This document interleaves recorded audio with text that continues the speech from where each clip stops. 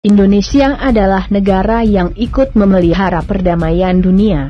Maka tak ayal Indonesia melalui TNI akan selalu mengirimkan pasukan Garuda yang merupakan bagian dari pasukan perdamaian Persatuan Bangsa-Bangsa, PBB, dimanapun diperlukan.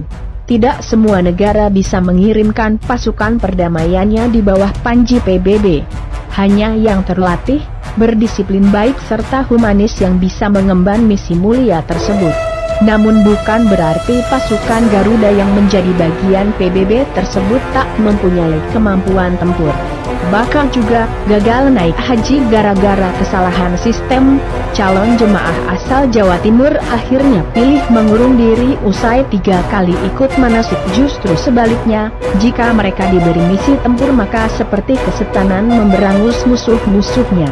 Salah satu misi tempur yang dilakukan pasukan Garuda saat berada di negara Kongo. Kejadiannya berawal pada tahun 1962 di negara Kongo yang waktu itu sedang bergejolak. TNI kembali diminta oleh United Nations Perserikatan Bangsa-Bangsa, PBB, untuk kembali mengirim pasukan perdamaian ke Kongo.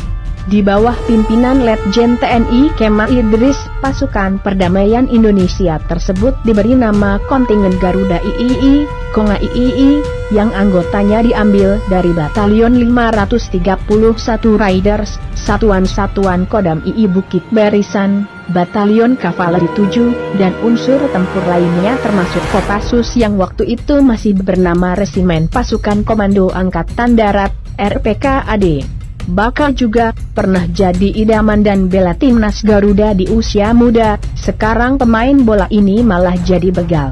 Konga III berangkat dengan pesawat pada bulan Desember 1962 dan akan bertugas di Albertville, Kongo selama 8 bulan di bawah naungan UNOCH, United Nations Operation in the Congo. Daerah yang menjadi medan operasi pasukan Garuda terkenal sangat berbahaya karena di situ terdapat kelompok-kelompok milisi atau pemberontak pimpinan Voices Sombe yang berusaha untuk merebut daerah tersebut karena kaya akan sumber daya mineral. Hubungan interaksi antara pasukan Konga III dengan pasukan perdamaian negara lain terjalin sangat erat. Mereka terdiri dari pasukan perdamaian Filipina, India dan bahkan dari Malaysia yang pada tahun 1962 Indonesia sedang gencar-gencarnya menyerukan konfrontasi ganyang Malaysia dikobarkan. Tapi di bawah bendera PBB sikap tersebut hilang karena profesionalitas personel Konga III. Kontingen pasukan perdamaian India merupakan yang terbesar dan terbanyak jumlahnya di UNOCH dan terorganisir dengan baik, sedangkan pasukan Garuda hanya berkekuatan kecil akan tetapi mampu melakukan taktik perang gerilya dengan baik. Bukan hanya soal perang melulu, Konga III juga mengajarkan masyarakat setempat untuk mengolah berbagai macam tumbuhan yang berada di sekitar mereka untuk dijadikan makanan, seperti cara mengolah daun singkong sehingga enak dikonsumsi. Suatu hari terjadi serangan mendadak di markas Konga III yang dilakukan oleh para pemberontak yang diperkirakan berkekuatan 2.000 orang. Markas Konga III tersebut dikepung rapat oleh para pemberontak. Baku tembak sengit terjadi dari jam 24 malam hingga dini hari. Tidak ada pasukan Garuda yang meninggal pada kejadian itu, hanya beberapa luka ringan dan segera ditangani oleh tim medis. Sedangkan para pemberontak setelah melakukan serangan itu langsung mundur ke wilayah gurun pasir yang gersang. Tak mau berdiam diri saja, seluruh pasukan perdamaian di Kongo dari semua negara peserta langsung melakukan rapat koordinasi untuk melakukan pengejaran terhadap gerombolan pemberontak. Entah dengan apa pertimbangannya, semua sepakat jika dibentuk tim berkekuatan 30 orang yang berasal dari RPKAD Kopassus untuk melakukan pengejaran hingga ke markas pemberontak sekalipun. Mungkin karena para personil Korps Baret Merah tersebut sudah terlatih melakukan penyergapan di misi-misi tempur sungguhan. Raut wajah bersemangat tinggi terlihat berkobar di tiap-tiap personel prajurit RPKAD yang terpilih untuk melakukan pengejaran itu. Iringan doa dari semua pasukan perdamaian menyertai mereka menuju wilayah yang disebut No Man's Land alias wilayah tak bertuan yang merupakan daerah terlarang bagi pasukan PBB. Padahal sebelumnya di kawasan tersebut pasukan dari India pernah ditembaki sampai habis tak bersisa oleh pemberontak. Ke-30 pasukan RPKAD yang menyusup ke sarang pemberontak itu dipimpin oleh seorang kapten dan 5 orang letnan.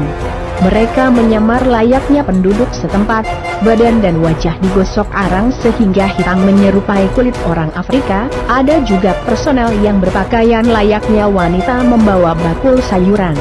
Menurut informasi, para pemberontak berkekuatan 3.000 orang bersenjata lengkap termasuk kendaraan lapis baja. Para personel RPKAD itu juga mendengar informasi bahwa penduduk setempat termasuk pemberontak sangat percaya tahayul, takut dengan apa yang dinamakan hantu putih, yaitu sosok berpakaian putih berbau bawang putih. Nah, mendapati hal ini para personel RPKAD langsung mempunyai ide nyeleneh. Mereka mengubah penampilan penyamaran dengan menggunakan jubah putih yang mengembang apabila ditiup angin. Bakal juga sempat tipu polisi dengan dalih pamit makan, galih ginanjar diciduk ngumpet bareng Barbie Kumalasari di hotel. Persiapan penyamaran selesai, lantas waktunya beraksi. Isyarat serangan pun diberikan oleh komandan saat denting jam menunjukkan jam 24 malam. Dengan sangat cepat para personel RPKAD yang menggunakan kapal bercat hitam-hitam menyerang melintasi danau Tanganyika yang tidak berada jauh dari No Man's Land. Ke-30 personel RPKAD yang sudah menyamar menjadi hantu putih ini atau yang dikenal oleh masyarakat setempat spirituses berhamburan keluar dari kapal.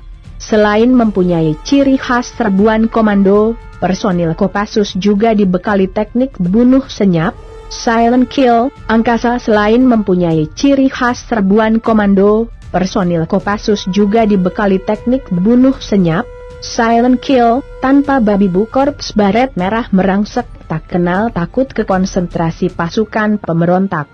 Pemberontak yang kaget dan mempercayai jika yang dihadapi mereka adalah hantu langsung hilang semangat, ketakutan kocar-kacir.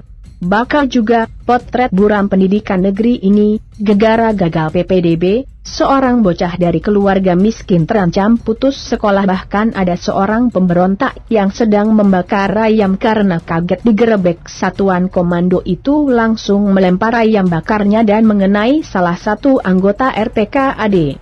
Selang 30 menit markas pemberontak sekaligus keluarga mereka menyerah dan dapat dikuasai.